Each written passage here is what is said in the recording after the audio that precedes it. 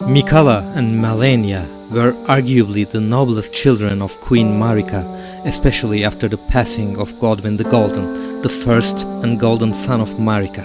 Unfortunately, the two were also born with curses, most probably the doings of the outer gods out of their desires to exert influence on lands between, and the reason why they are targeted is them being Empyreans. Miquella was cursed to be eternally young. It's not so bad, right? But in practice, it wasn't any pretty. His infant-like body was seriously underdeveloped. In fact, it was so bad that he had to live in an egg-like shell, or cocoon if you will. On the contrary, his brain is more than capable, so much so he was respected as a wise scholar among all demigods.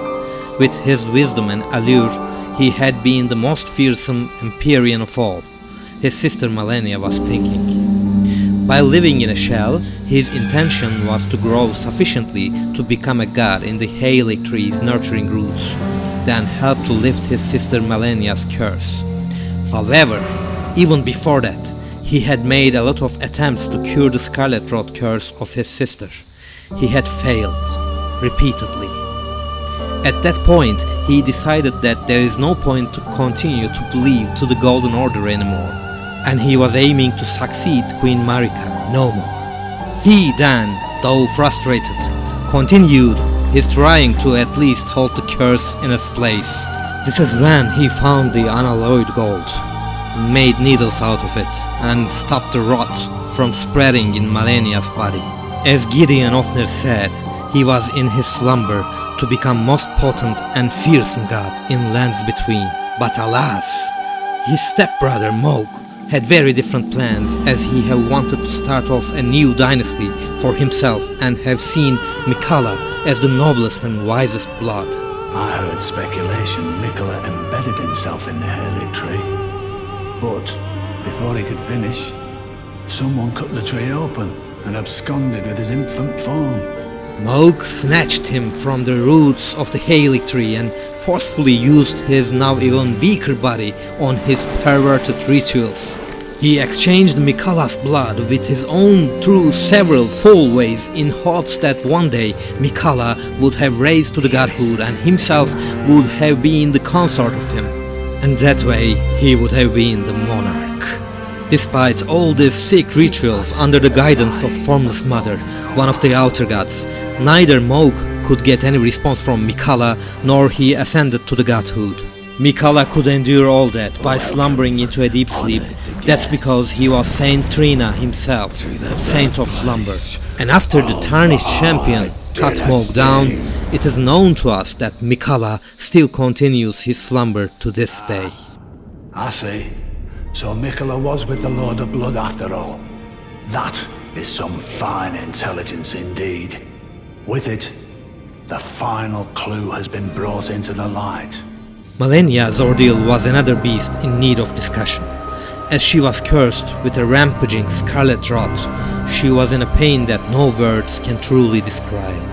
As she withered away with rot, she lost her right arm, left leg, and right foot through a series of amputations to prevent rot from killing her, or in the case after Marika took out the rune of death from Elden Ring, from paralyzing her by giving her more pain. That's when Malenia got one of her monikers, the Severed. She got prosthetics which are specifically made for her, thus she had the same mobility as before amputations and was able to use her sword arm with full efficiency.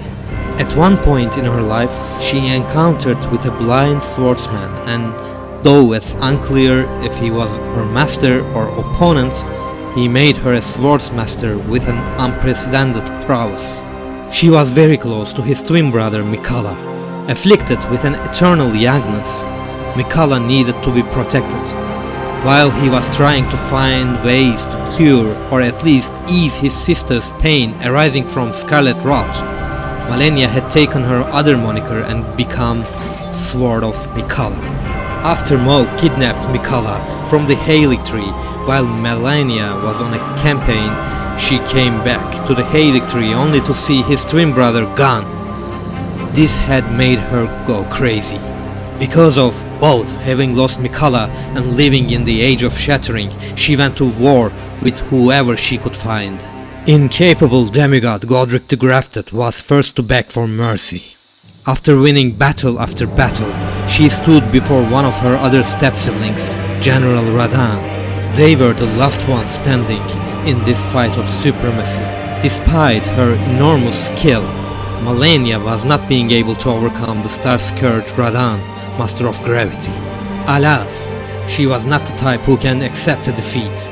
After a long time, Scarlet Rot once more bloomed within her and turned Caelid into a rotting hell. Infected with rot, mighty scar-scourged Radahn had been reduced to a husk which feasts upon the flesh of friends and foes alike.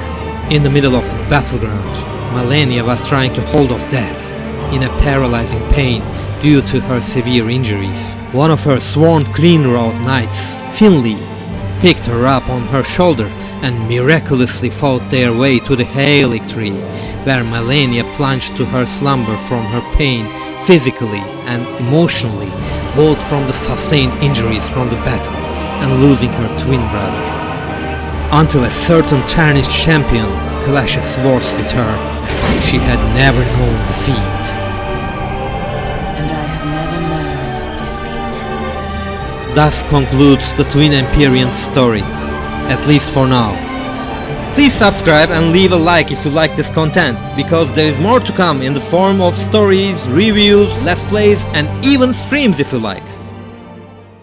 Who am I? I was producing content in my native language, but always wondering about how many people I could reach if I did it in English, so here we are. All the feedback is very much appreciated, as I'm clueless on how to grow the channel, and it's vital for a reason. I am a 38 years old Commodore 64 boy, full-time content creator who worked in a various different and boring jobs since youth and always dreamt of doing a creative and social thing like this. And I love to produce videos to share our experiences about the games we like. Despite I love what I'm doing, to sustain my life needs, based on that, I have to grow this channel with the help and favors of you. Thanks for watching. Houston, Mike Collins on Apollo 11. Thank you so much for joining me today. Mike Collins out.